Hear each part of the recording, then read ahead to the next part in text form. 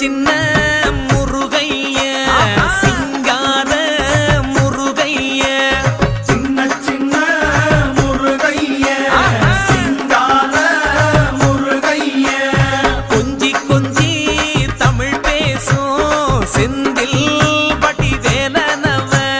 கொஞ்சி கொஞ்சி தமிழ் பேசும் செந்தில் வடிவேலனவ சின்ன முருகைய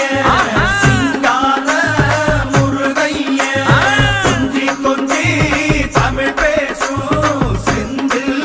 வடிவேலனவ சுப்பிரமணிய சாமி என்பார்,